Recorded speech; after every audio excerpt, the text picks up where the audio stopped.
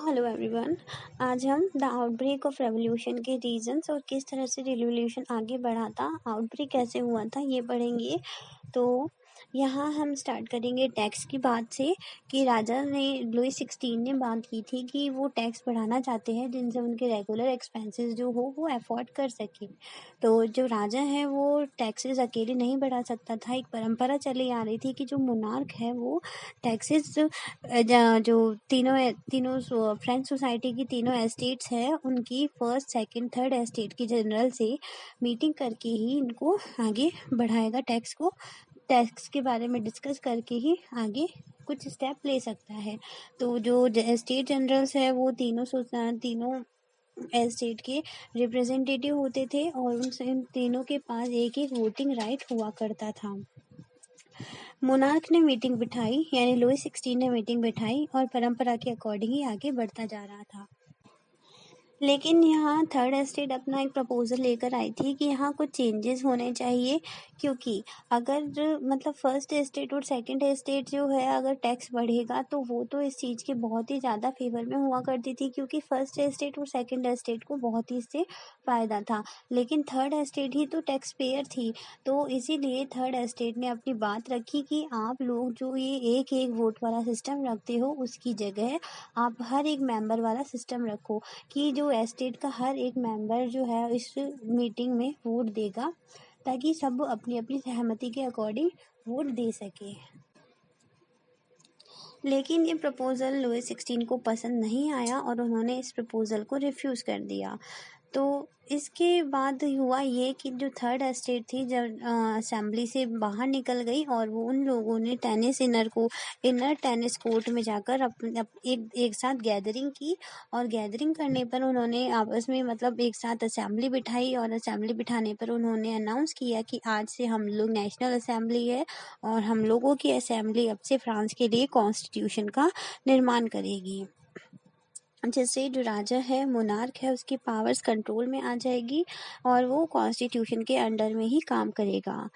तो जो national assembly है वो थर्ड एस्टेट बनाना चाह रही थी और वो धीरे धीरे करके सक्सेसफुल भी होने लगी। तो अब उन्होंने देखा कि जो ये थर्ड एस्टेट है इस चीज़ के लिए बहुत ज़्यादा सीरियस है, तो लुईस 16 ने इस चीज़ के लिए सहमति दे दी, एक्सेप्ट कर लिया कि ठीक है, आप नेशनल असेंबली रिकॉग्नाइज करवा दी कि अब आप कॉन्स्टिट्यूशन बनाइए और कॉन्स्टिट्यूशन के अकॉर्डिंग ही हम वर्क करेंगे। तो जब ये जब ये असेंबली बनी थी तो उन्होंने सबसे पहले फ्यूडल सिस्टम को ख़त्म किया। फ्यूडल सिस्टम था कि जो बड़े बड़े ज़मींदार है या टैक्स पेयर है वो टैक्स पे करते थे, तो इस टैक्स पे करने वाले सिस्टम को उन्होंने ख़त्म किया। चर्च की ज़मीन भी है जो गवर्नमेंट जो मतलब इनके पास फर्स्ट एस्टेट के पास थी वो भी ले ली गई थी और इन सब से गवर्नमेंट को पूरा 2 बिलियन लिवरेज का फ़ायदा हुआ था।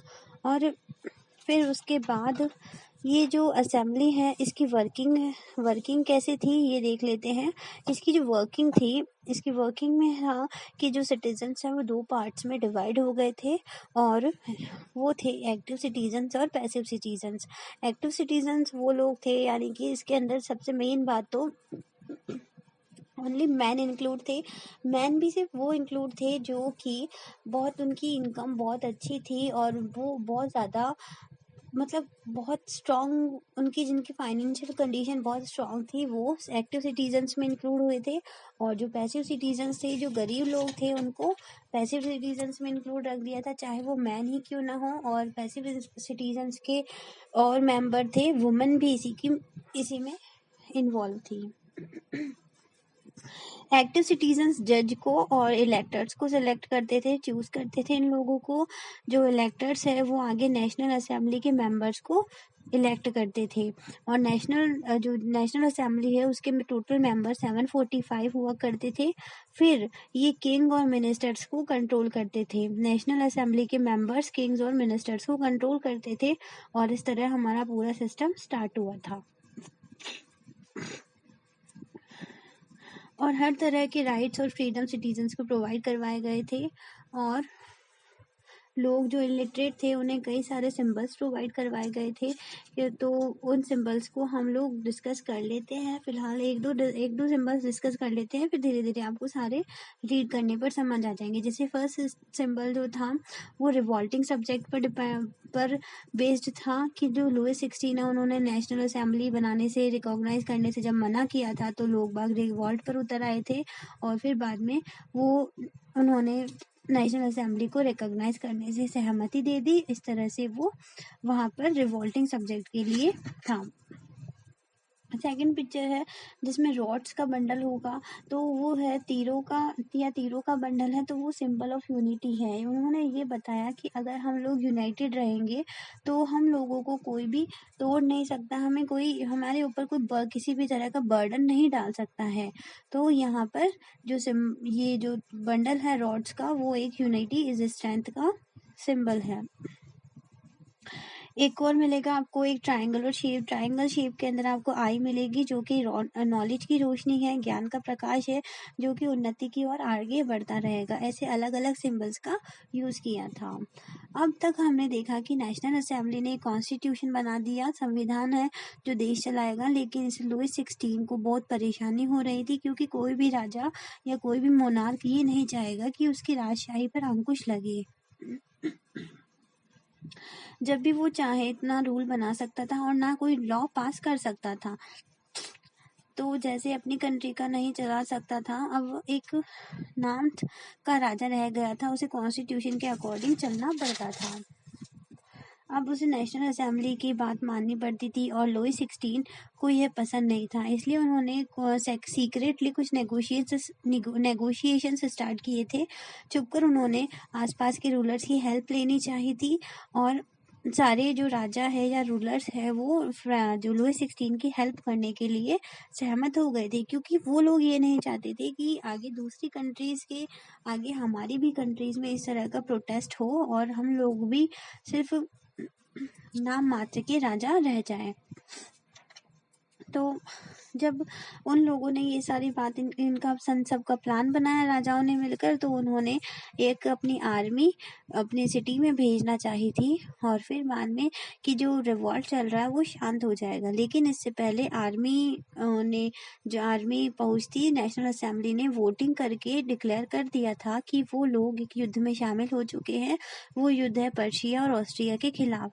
पर्शिया और ऑस्ट्रिया के रूलर फ्रांस के रूलर लुईस 16 का साथ दे रहे थे, इसलिए दो लोगों ने सोचा कि हम इन रूलर्स के खिलाफ लड़े और इन रूलर्स को हटा दे और फिर हम अपनी डेमोक्रेसी को स्थापित कर सकते हैं। बहुत सारे लोग इस वॉर में जुड़े और आर्मी ज्वाइन की और सब लोग किंग के एरिस्टोक्रेसी से परेशान थे कि तानाशाही जल्दी से जल्दी खत्म हो, इसलिए उन्होंने एक दूसरे को साथ जोड़ना शुरू किया। कुछ नेशनल एंथम्स या कुछ पैट्रियोटिक सॉन्ग्स वगैरह गाने स्टार्ट किए, जिससे सभी लोग इंस्पायर्ड हुआ करते थे।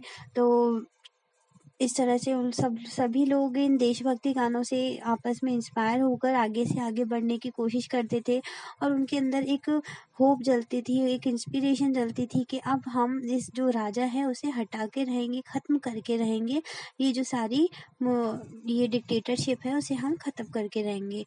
अब वहाँ अब जो ये लोग जो पैट्रियोटिक सॉन्ग गाते थे वो मर्सिलेस था और मर्सिलेस अब वहाँ पर आज की डेट में नेशनल एंथम बन गया। तो अब इसके बाद है कि उनके जो कई सारे रिफॉर्मर्स, मतलब एक पॉलिटिकल क्लब बनने थे वहाँ पे काफ़ी सारे। तो वो पॉलिटिकल क्लब जो है जो कुछ रिफॉर्मर्स की तरह काम करते थे, यानी कि कुछ चेंजेस लाने के लिए काम करते थे। तो वहाँ का सबसे फेमस पॉलिटिकल क्लब था जैकोबिन क्लब, जहाँ पर वो बहुत ही फेमस उसके मेंबर्स बहुत ही ज़्यादा फेमस थे और इन क्लब में वुमेन भी बहुत इंक्लूड हुई थी। तो क्योंकि इन सब का एम था कि फ्रांस की मोनार्की को खत्म करना है और कंट्री को रिपब्लिक बनाना है, तो इन्हें एक लीडर की भी जरूरत थी। जैसे हमारे यहाँ इंडियन नेशनल मूवमेंट को महात्मा गांधी ने लीड किया था, वैसे ही फ्रांस रेवोल्यूशन को मैक्सिमिलियन रॉब्सपायर ने लीड किया था। ये बहुत इंपॉर्टेंट पर्सन है और याद रख लेना। इन्होंने लोगों को इकट्ठा किया, इंटीग्रेटेड किया और जैकोबिन क्लब कोड का एक ड्रेस कोड बनाया कि जब वो जब वो अटैक करेंगे तो वो ये ड्रेस कोड पहनकर ही अटैक करेंगे। तो उन सब ने मिलकर पैलेस ऑफ क्यूलेरिस पर अटैक किया था और मतलब बिल्कुल एक हत्याकांड, मैसेकर टाइप कुछ बिल्कुल वैसी सिचुएशन क्रिएट कर दी थी कि जो पैलेस के गार्ड थे, किंग के गार्ड थे, सबको उन्होंने मार दिया और राजा को बंदी बना लिया और उनको उनका इम्प्रिजन कर दिया, यानी उन्हें जेल में डाल दिया। फिर इससे आगे देखा गया कि ये सब कुछ खत्म हुआ तो इसके बाद देखा कि जो इलेक्शन है, फिर बाद में इलेक्शंस हुए थे। तो इस इलेक्शन में 21 ईयर्स की एज से ऊपर जो भी लोग थे उन सबको राइट टू वोट था। अब जो न्यूली इलेक्टेड असेंबली थी इन्हें हमने कन्वेंशन कहा था। जो न्यूली इलेक्टेड असेंबली थी उसे कन्वेंशन कहा गया और 21 सितंबर 1792 को मोनार्की को अबॉलिश कर दिया गया, यानी उसे खत्म कर दिया गया और फ्रांस एक रिपब्लिक कंट्री बन गया। अब वो लीडर को खुद चुनेगा और मतलब वहाँ के लोग जो है अपने लीडर को खुद चुनेंगे और जो प्रोसीजर है पूरा उसे फॉलो करेंगे।